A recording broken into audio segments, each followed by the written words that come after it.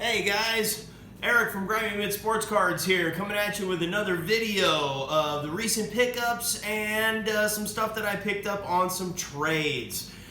Today is Saturday, November 20th.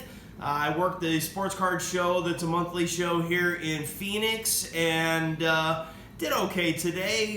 Sold a few things, sold some unopened stuff, and made some trades for some stuff that was really cool. So I'm gonna just give you a little video here just on the recent pickups, a few things that I bought recently, and the stuff that I traded for.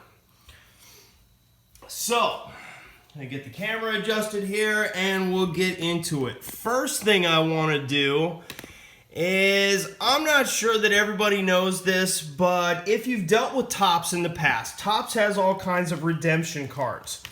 Well, redemption cards don't necessarily, when they say they expire, don't necessarily expire. About a month or 6 weeks ago, I was going through a bunch of cards that I bought off of an auction, an online auction, and I came across a redemption card that expired in 1992 or maybe 1993. Well, I've dealt with Topps before. I signed my name on the little card. I put it in an envelope. I work for the post office. If you're going to do this, folks, please make sure you can put it in a regular envelope and put it in like a top loader. But please write non-machinable on the envelope. That means it won't get sent through the machines that sort mail, and it will make sure that your card doesn't get messed up, even though all it is a redemption card. So anyway, I was going through all this stuff that I had picked up, and I came across this redemption card. Like I said, it expired in like 1993. Now, it wasn't even for baseball. It was for football. But I sent it in, and I sent a little note along with it, and I said, hey, I know this is expired, but I know you guys have some back stock of stuff. If you can honor this, that'd be great. If you can't, I understand.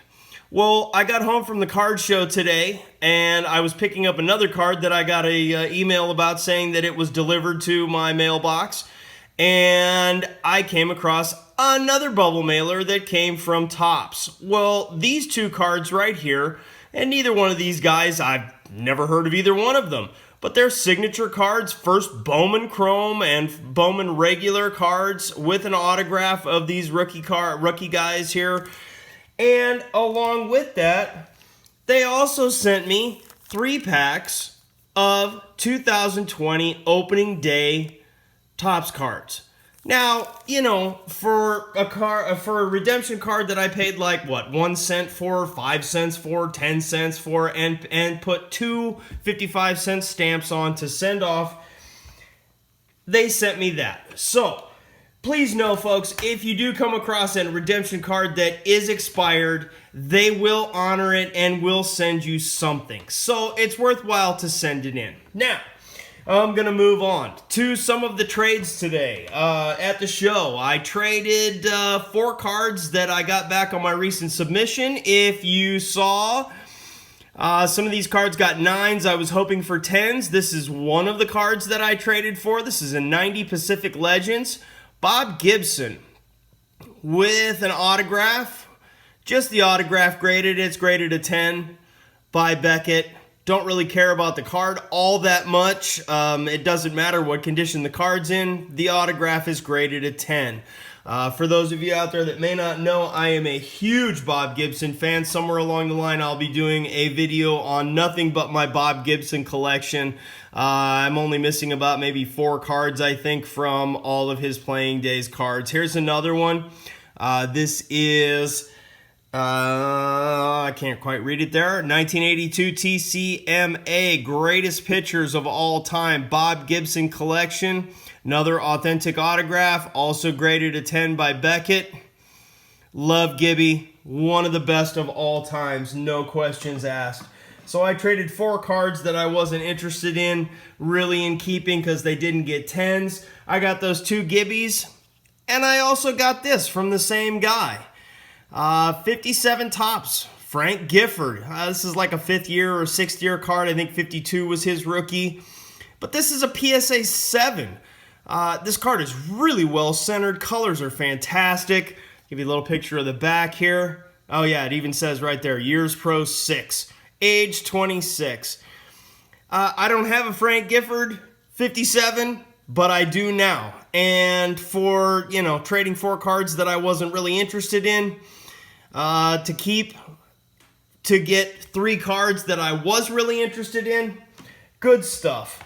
Another gentleman came by later on, said he was interested in a few cards that I had, and I let him go ahead and have those cards. And I'm going to show you 3 cards that he gave me here, but he also threw in like 4 or 5 other cards that were jersey cards, newer cards, of guys that I'll probably sell them off. I'm not really interested in them, but these 3 cards were the ones I was really interested in. This is Topps Triple Threads.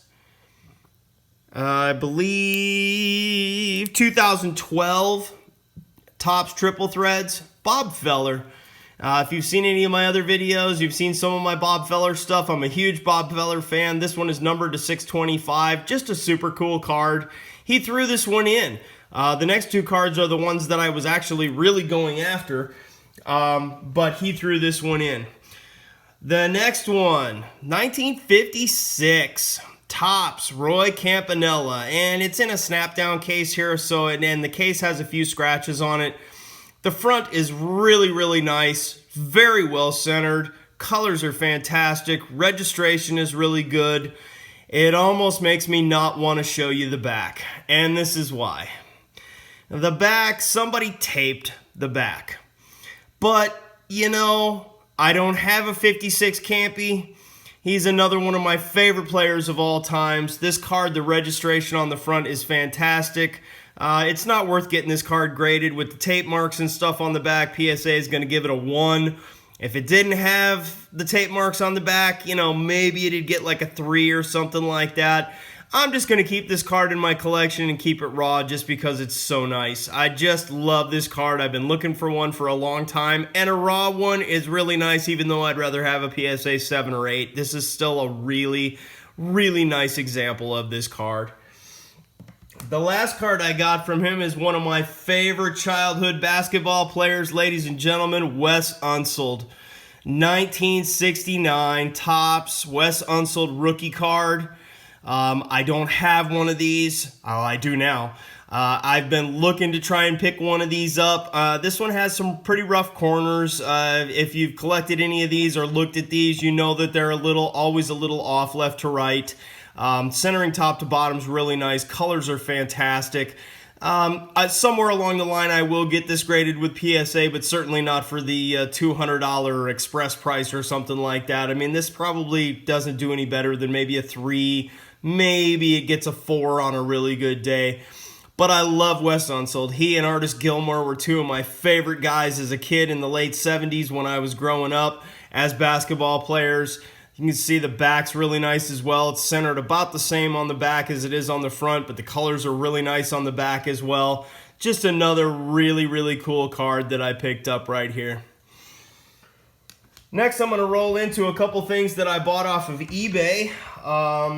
The next 2 are going to be exhibits cards. The first one we have here is 1947 to 66 Salutations exhibits. This is a Harold Pee-wee Reese. This one is a little bit rarer than the other one that's out there because the ball is not visible. So the same picture is in the other one, but the ball is down here in the bottom right-hand corner. This one I picked up about 2 weeks ago. Just got delivered a couple of days ago. Just excited for this one. I love these exhibits cards. And they're blank on the back. Love these exhibits cards. Somewhere along the line, you'll see me do an entire video just on exhibits cards. I have a ton of these cards. I've been picking them up for about 10 years now. I love these cards. These are some of my favorites. And they were produced in the year that was their rookie year. So these are actually rookie cards. I think they're starting to gain a little bit of traction in the market. And finally getting a little bit of respect. The next one here, 1939 to 46 Salutation exhibits.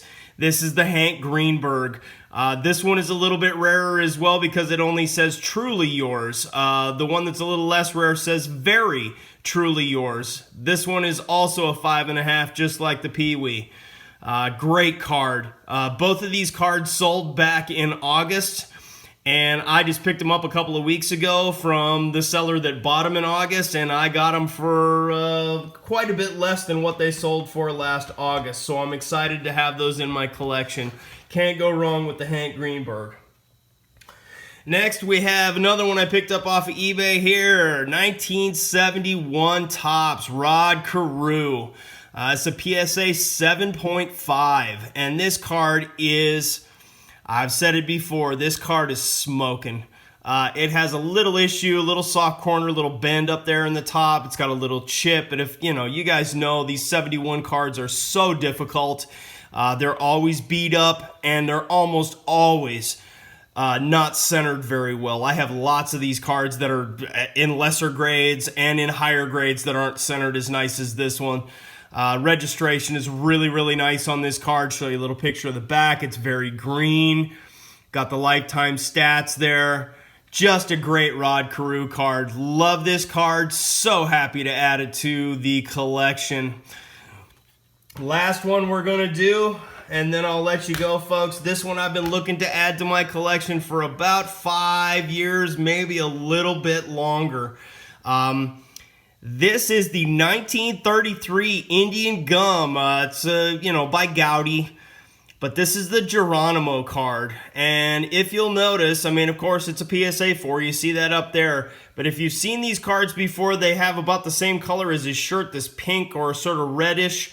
The bottom is red. Well, they also had a lesser version of these that came out in different issues later on when they made more of these, where it had the blue bottom. So this is the blue bottom. It's a little bit rarer. There is no distinction from PSA as to why or how many there are of the blue bottoms as opposed to the red bottoms or pink bottoms.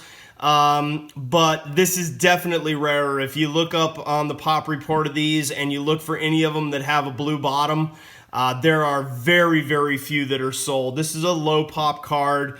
And these Indian Gum cards are very, very cool. There's some very cool guys that are in this set. You got General Custer. You've got, a bunch of other guys that are in there. Sacagawea's in there. You got, just a bunch of other, people that you would know from learning history when you were in school. Love this up here. Cruel, Vicious Apache War Chief.